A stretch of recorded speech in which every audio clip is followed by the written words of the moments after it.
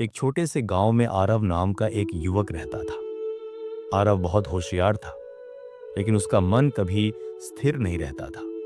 कभी वह नया बिजनेस शुरू करने की सोचता, कभी किसी कोर्स में दाखिला लेता, तो कभी कुछ और। लेकिन हर बार कुछ दिनों बाद उसका मन बदल जाता और वह बीच में ही सब छोड़ देता। उसके माता पिता अक्सर कहते, बेटा, अगर तुमने अपने मन को नियंत्रण में नहीं रखा तो जिंदगी तुम्हें इधर उधर भटकाती रहेगी। पर आरव को लगता था, मैं तो फ्री स्पिरिट हूं, मुझे अनुशासन की क्या जरूरत है। धीरे धीरे समय बीतता गया। उसके सारे दोस्त आगे बढ़ गए। कोई नौकरी में, कोई बिजनेस में, कोई पढ़ाई में सफल हो गया। लेकिन आरव अब भी वही था, अधूरे कामों का ढेर और अधूरे सपनों की फाइलों में खोया हुआ। एक दिन उसने अपने पुराने दोस्त विवेक से मुलाकात की। विवेक अब एक सफल मोटिवेशनल स्पीकर बन चुका था। आरव ने उसे कहा, यार, मैं भी कुछ करना चाहता हूं, पर मेरा मन ही नहीं लगता। मैं कुछ दिन मेहनत करता हूं, फिर सब छोड़ देता हूं। मुझे समझ नहीं आता कि मैं ऐसा क्यों हूं। विवेक मुस्कुराया और बोला, आरव, मन को अगर तुमने साध लिया तो जीवन की हर दिशा साफ दिखने लगती है। चलो, मैं तुम्हें एक कहानी सुनाता हूं। बहुत समय पहले एक राजा था। वह चाहता था कि उसका बेटा राजकुमार अर्जुन एक अनुशासित और महान राजा बने। लेकिन अर्जुन बहुत जिद्दी था। उसका मन हर वक्त बदलता रहता था। कभी वह युद्ध सीखने की सोचता, कभी संगीत में लग जाता, कभी शिकार पर निकल जाता। राजा चिंतित रहने लगा। एक दिन उसने अपने गुरु महर्षि काश्यप को बुलाया और कहा, गुरुदेव, मेरा पुत्र बहुत बुद्धिमान है, पर उसका मन अस्थिर है। कृपया उसे कुछ ऐसा सिखाइए जिससे वह अपने मन को अनुशासित कर सके। महर्षि ने मुस्कुराते हुए कहा, महाराज, उसे कल सुबह सूर्योदय के समय मेरे आश्रम भेज दीजिए। अगले दिन अर्जुन आश्रम पहुंचा।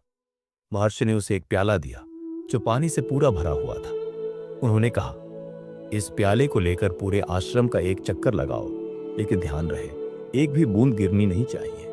अर्जुन ने सोचा, यह तो आसान है। वह चल पड़ा, लेकिन जैसे ही ध्यान इधर उधर गया, प्याले से पानी छलक गया। महर्षि ने कहा, फिर से जाओ। इस बार अर्जुन ने आंखें नीचे रखी, पूरी एकाग्रता से चला और बिना एक बूंद गिराए लौट आया। महर्षि मुस्कुराए, देखो बेटा, जब तुम्हारा ध्यान सिर्फ एक लक्ष्य पर होता है तो मन भटकता नहीं। अनुशासन वही है जब तुम अपने मन को नियंत्रित कर लो, ताकि वह किसी भी परिस्थिति में लक्ष्य से न हटे। उन्होंने आगे कहा, मन एक बंदर की तरह है।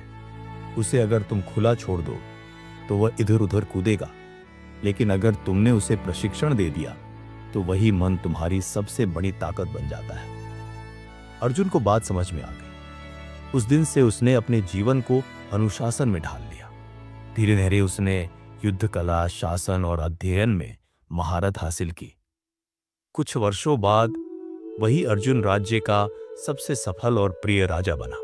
विवेक ने कहानी खत्म की और आरव की ओर देखा। आरव कुछ देर चुप रहा, फिर बोला, तो मतलब सफलता का असली राज्य है मन को अनुशासित करना। विवेक ने मुस्कुराते हुए कहा, हां, अगर तुम अपने मन पर विजय पालो तो दुनिया की कोई ताकत तुम्हें हार नहीं सकती।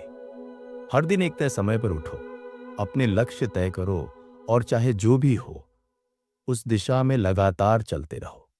धीरे धीरे तुम्हारा मन खुद तुम्हारा साथी बन जाएगा।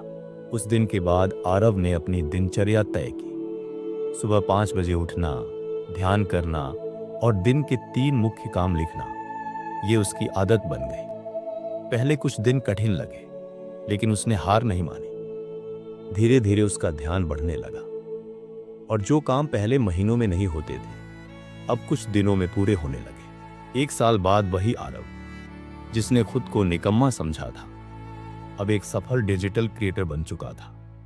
उसके वीडियो में लोग प्रेरणा लेने लगे। कई बार लोग उससे पूछते, आरव, तुम्हारे सफल होने का रहस्य क्या है? वह मुस्कुराकर कहता, रहस्य बहुत सरल है। मैंने अपने मन को अनुशासित करना सीख लिया। दोस्तों, हमारा मन अगर अनुशासित नहीं है तो चाहे हमारे पास कितनी भी प्रतिभा क्यों ना हो, हम अपने लक्ष्य तक नहीं पहुंच सकते। मन को काबू में रखने का मतलब है हर दिन छोटे छोटे नियम बनाना और उनका पालन करना।